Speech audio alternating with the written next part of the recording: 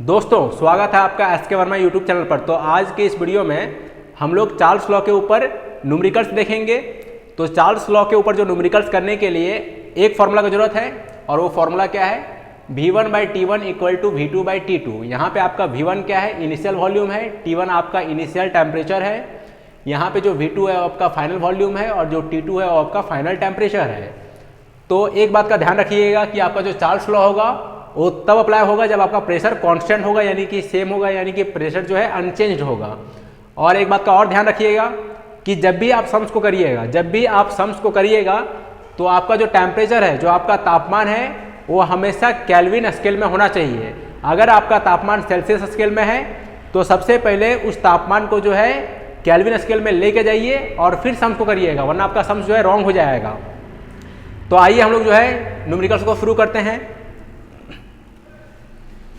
तो सबसे पहला सम्स जो इसी ईयर आया था, ये certain amount of gas occupy 750 cc at -3 degree Celsius. The gas is heated at constant pressure till its volume becomes 1 litre. What is its final temperature. तो देखिए यहाँ पे ध्यान से, यहाँ पे जो आपका प्रेशर है वो कांस्टेंट है, यानी कि यहाँ पे चार्ल्स लॉ अप्लाई होगा।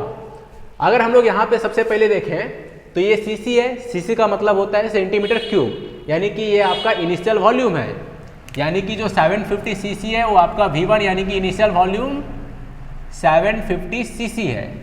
और ये जो -3 डिग्री सेल्सियस है ये आपका इनिशियल टेम्परेचर है, यानी कि आपका T1 कितना है, आपका जो T1 है वो -3 डिग्री सेल्सियस है। अब यहाँ पे ध्यान देना है कि आपका जो तापमान है वो सेल्सियस में है, तो आप सबसे पहले इसको केल्विन में लेके जाइए। तो केल्विन में जाने के लिए इसके साथ हम लोग जो है 273 प्लस करेंगे। तो इसके साथ 273 प्लस करिए, 273 प्लस करने के बाद ये आपका केल्विन में आ जाएगा। तो 273 - 3 कितना होता है आपका 270 केल्विन। आगे यहाँ पे क्वेश्चन को देखिए, आगे यहाँ पे क्वेश्चन में जो है आपका जो वॉल्यूम है, ये जो 1 लीटर है वो आपका वॉल्यूम होगा, यानी कि आपका V2 कितना दिया हुआ है, आपका जो V2 दिया हुआ है वो 1 लीटर दिया हुआ है। नेक्स्ट यहाँ पे क्या निकालने बोला गया है कि आपका फाइनल टेम्परेचर क्या होगा, यानी कि आपका T2 क्या होगा, ये आपको निकालने बोला गया है। तो दोस्तों यहाँ पे देखिए कि आपका यहाँ पे जो वॉल्यूम है वो सेंटीमीटर क्यूब में है और आपका जो वॉल्यूम यहाँ पे है वो लीटर में है।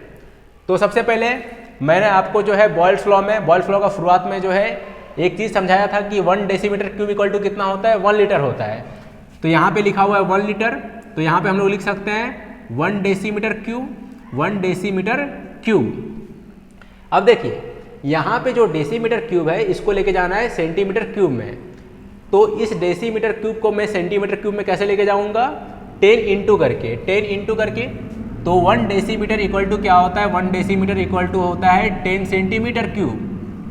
1 डेसीमीटर इक्वल टू होता है 10 सेंटीमीटर और यहाँ पे आपका क्या लगा हुआ है, क्यूब लगा हुआ है। अगर हम लोग इस क्यूब को यहाँ पे जो है शेयर करेंगे, ब्रेक करेंगे, तो यहाँ पे कितना हो जाएगा आपका 10 का क्यूब और यहाँ पे आपका हो जाएगा सेंटीमीटर क्यूब। तो 10 का क्यूब कितना होता है 1000 सेंटीमीटर क्यूब। अब हालांकि यहाँ पे जो है हम लोग का प्रेशर कांस्टेंट है, तो हम लोग जो है अब चार्ल्स लॉ अप्लाई करेंगे। तो बच्चों चार्ल्स लॉ क्या होता है, V1/T1 इक्वल टू V2/T2। यहाँ पे आपका V1 कितना है, यहाँ पे आपका V1 जो है वो 750 है, आपका जो T1 है वो है आपका यहाँ पे 270 और यहाँ पे जो आपका V2 है वो है 1000 और T2 जो है हम लोग को निकालना है। तो यहाँ पे हम लोग बाय क्रॉस करेंगे, ये इसके साथ मल्टीप्लाई होगा और ये इसके साथ मल्टीप्लाई होगा। तो अगर हम लोग इसको इसके साथ मल्टीप्लाई करें तो कितना हो जाएगा 750 इंटू T2 और अगर हम लोग इसको इसके साथ मल्टीप्लाई करें तो 270 इंटू 1000 हो जाएगा। तो यहाँ से हम लोग को T2 निकालना है, तो T2 इक्वल टू कितना होगा 270 इंटू 1000 बाय यहाँ पे 750 इंटू में है तो डिवाइड में जाएगा। अब चलिए इसको कट करिए। तो सबसे पहले 0 से 0 कट गया। अगर आप 25 का टेबल से काटें तो 25 का टेबल से जो है 3 बार में कटेगा और ये आपका 4 बार में कटेगा। और अगर हम लोग 3 से 270 को काटें तो यहाँ पे आपका 90 हो जाएगा। अब 90 और 4 सामने सामने है तो मल्टीप्लाई होगा, तो 90 इंटू 4 आपका कितना हो जाएगा, 90 इंटू 4 आपका हो जाएगा 360। और यहाँ पे तापमान किस में था, यहाँ पे जो टेम्परेचर है वो हम लोग का केल्विन में है, तो यहाँ पे भी जो टेम्परेचर होगा वो केल्विन में होगा। अगर आपको तापमान को सेल्सियस में लेके जाना है तो इसके साथ क्या करिए, इसके साथ जो है 273 माइनस कर दिए, तो 360 में 273 माइनस हो जाएगा, तो ये जो आपका तापमान है वो डिग्री सेल्सियस में आ जाएगा। तो यहाँ पे माइनस करिए, 0 में 3 नहीं जाएगा तो 10 में 3 7, यहाँ से आपने कैरी लिया था तो 5 में 7 नहीं जाएगा तो 15 में 7 8, यहाँ से आपने कैरी लिया था तो 2 में 2 चला गया 0, यानी कि आपका 87 डिग्री सेल्सियस होगा। तो चलिए हम लोग नेक्स्ट सम्स को देखते हैं। ये fixed mass of a gas occupy a volume of 580 centimetre cube at a temperature of 17 degree Celsius and a pressure of 750 mmHg.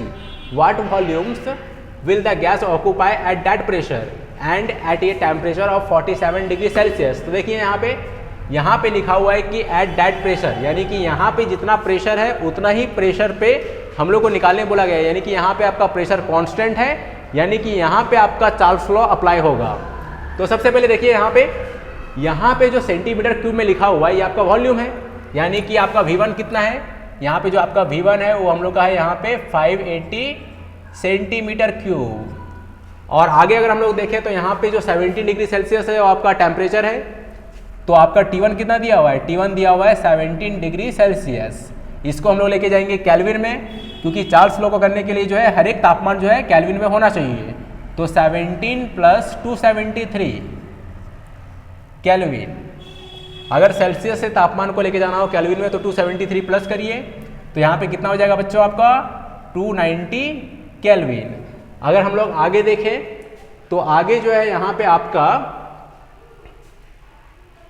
पे आगे जो आपका टेम्परेचर है वो कितना है, आपका जो टेम्परेचर है यानी कि आपका जो T2 है, जो आपका T2 है वो 47 डिग्री सेल्सियस है, equal to 47 + 273 kelvin equal to, यहाँ पे प्लस करिए, 7 में 3 10, 4 7 11 12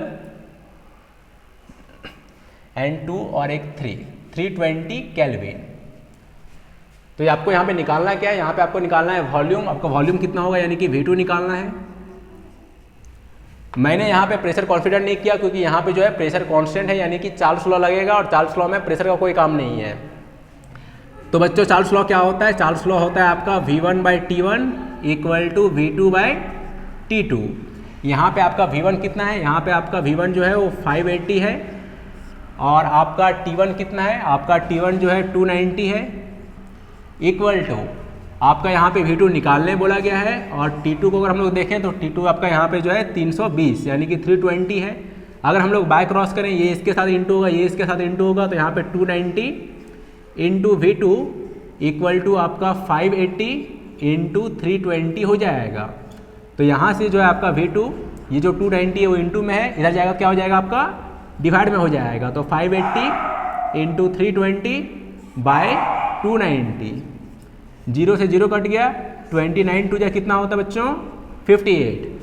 तो यहाँ पे 320 इंटू 2 कितना हो जाएगा आपका, अगर 320 इंटू 2 करिएगा तो अगर आप मल्टीप्लाई करिएगा तो 640 आ जाएगा। और चूंकि ये वॉल्यूम है तो यहाँ पे जो हम लोग का वॉल्यूम था वो सेंटीमीटर क्यूब में था, तो ये भी हम लोग का सेंटीमीटर क्यूब में होगा। तो आइए हम लोग नेक्स्ट शब्द को देखते हैं। ये fixed mass of a gas occupy a volume of 520 centimetre cube at -13 degree Celsius temperature keeping the pressure unchanged when the gas is heated. The volume of the gas increases to 700 centimeter cube. What is the final temperature of the gas in degree Celsius? तो यहाँ पे ध्यान से देखिए, यहाँ पे जो है आपका प्रेशर अनचेंज्ड है यानी कि प्रेशर कांस्टेंट है, यानी कि यहाँ पे आपका चार्ल्स लॉ अप्लाई होगा। तो सबसे पहले देखिए यहाँ पे सेंटीमीटर क्यूब, तो सेंटीमीटर क्यूब में क्या होता है वॉल्यूम होता है। तो आपका V1 कितना दिया हुआ है, आपका V1 दिया हुआ है 520 सेंटीमीटर क्यूब। अगर हम लोग आगे देखें तो ये जो -13 डिग्री सेल्सियस है वो आपका तापमान है, यानी कि आपका T1 कितना दिया हुआ है, आपका T1 दिया हुआ है -13 डिग्री सेल्सियस। अगर हम लोग इसको केल्विन में लेके जाएंगे तो -13 + 273 केल्विन इक्वल टू आपका यहाँ पे जो है 273 में 13 माइनस करने से आपका आ जाएगा 260 केल्विन।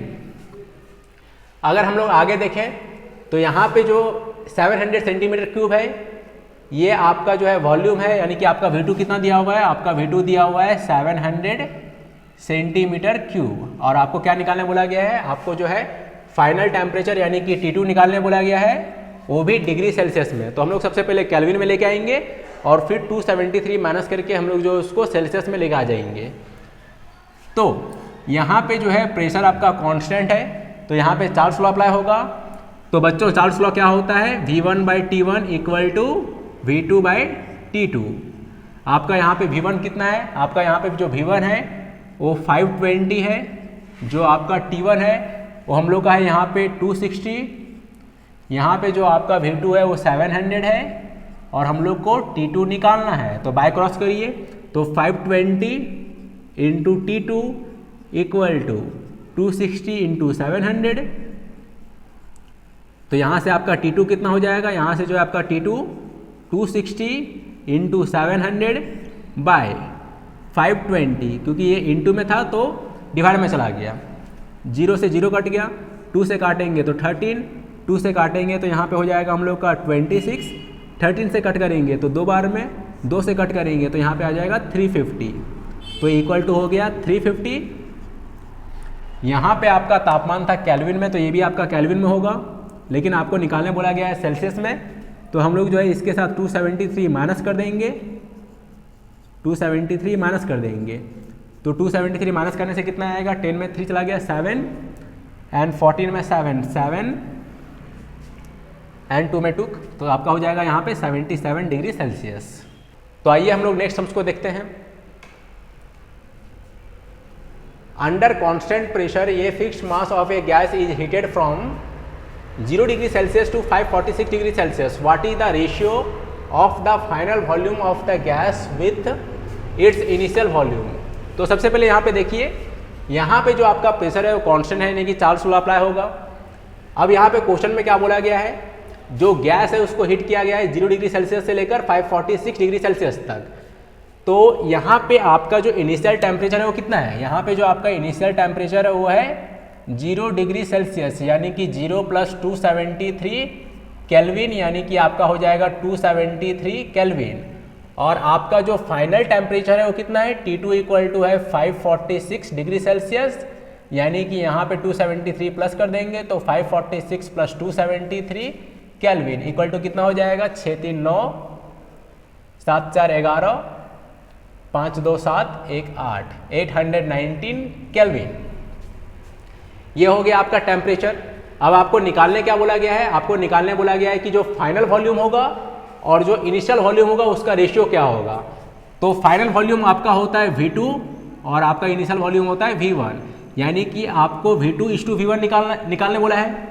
तो V2:V1 क्या होता है, V2:V1 जो है एक्चुअली में V2/V1 होता है। तो अगर हम लोग V2/V1 निकाल लेंगे तो आपका रेशियो निकल जाएगा, हम लोग का रेशियो निकल जाएगा। तो देखिए यहाँ पे जो प्रेशर कांस्टेंट है तो यहाँ पे लगेगा चार्ल्स लॉ, और चार्ल्स लॉ क्या होता है, V1/T1 इक्वल टू V2/T2। तो यहाँ पे जो है आपका V1 मालूम नहीं है आपको, नेक्स्ट T1 कितना है आपका 273, आपको V2 मालूम नहीं है, आपका T2 कितना है 819।